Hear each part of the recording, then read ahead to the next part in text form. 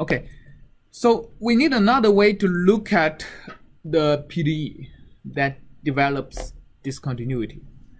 The way we look at it, so PDE doesn't make sense, and we have a different way of looking at the equations, but that way doesn't actually work for all PDEs. It only works for PDEs that can be written in what's called the conservation form. So any partial differential equation that describes the conservation of something can actually develop discontinuity, and we have a rigorous way to look at this kind of PDEs, right? For other kind of PDEs that doesn't describe conservation, then once it develops discontinuity, we don't know what it is anymore, right? At least rigorously.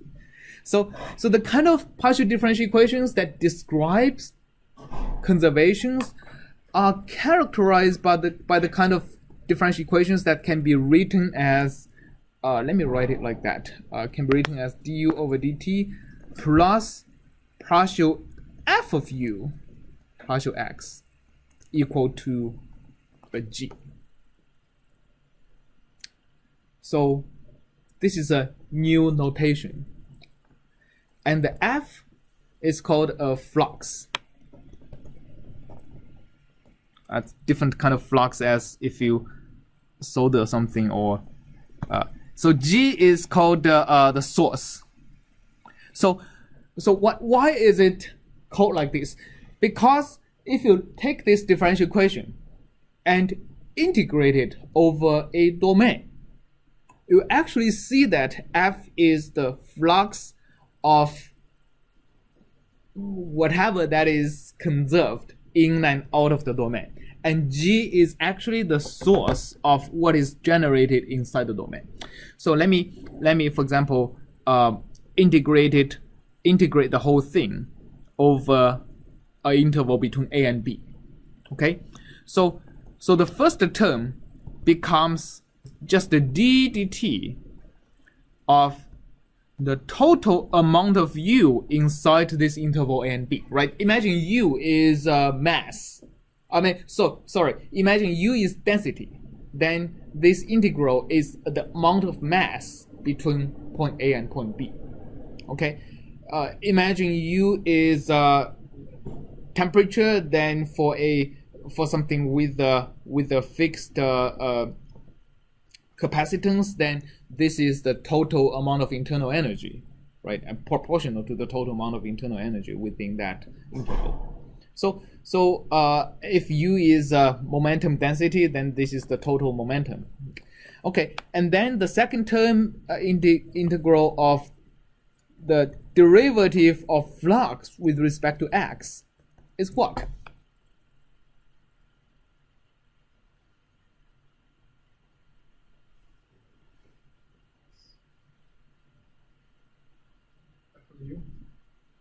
Is f of b minus f of a, right? Oh, f of u at b, because f is a function of u. So f of u at b minus f of u at a. Okay, so if you write down the equation in the so-called integral form, that means the d dt of the integrated conserved quantity is going to be equal to f of ua minus f of ub, okay, plus the integral of the source term.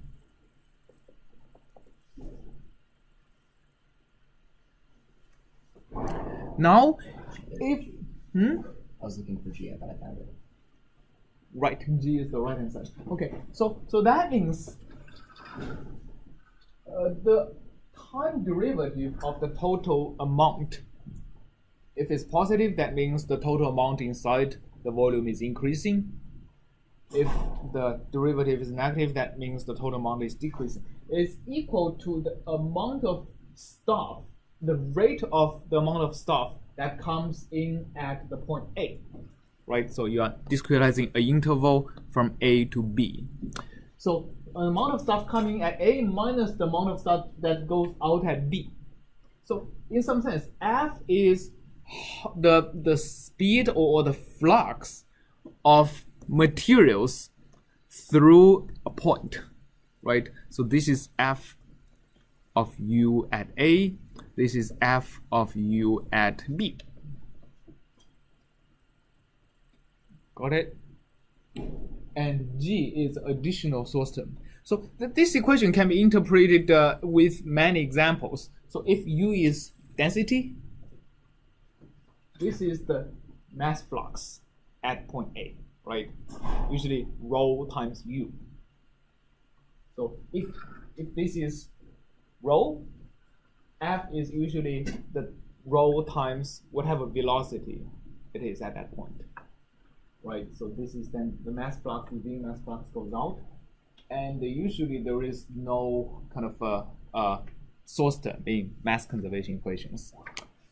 If U is momentum density, for example, I'm actually counting through the Navier-Stokes equation, right? The first equation is mass equation. The second equation is the density equation. U is actually going to be the momentum density. It's actually a vector. The flux here would be the momentum flux, which is rho U squared, right? Rho U is the momentum density, which is, this is rho U, right? This is rho U squared, that's the flux, plus pressure, right? Pressure is also affecting the momentum density through the boundary. And this term would be whatever gravity or other forces acting on the domain. If U is energy density, we have conservation of energy, right? This would be the influx of energy plus any work done on the boundary. This would be any work done to the interior of the domain. So these kind of equations only actually make sense when you write it in this kind of integral form. There is no longer, when you write it in this form, there is no longer any derivative in space, right? So even though sometimes you see Navier-Stokes equation written in this way, like you have derivative in space, once it develops discontinuities like shock waves, you should actually think about this equation in this form, right? This is basically when you integrate this partial differential equation in a domain, any domain, this has to hold. So we kind of can always, for differential equations in that form, in the conservative form, we can always go back and forth between a differential equation that has to hold for every point to an integral type of conservation law that has to hold for every volume. All right.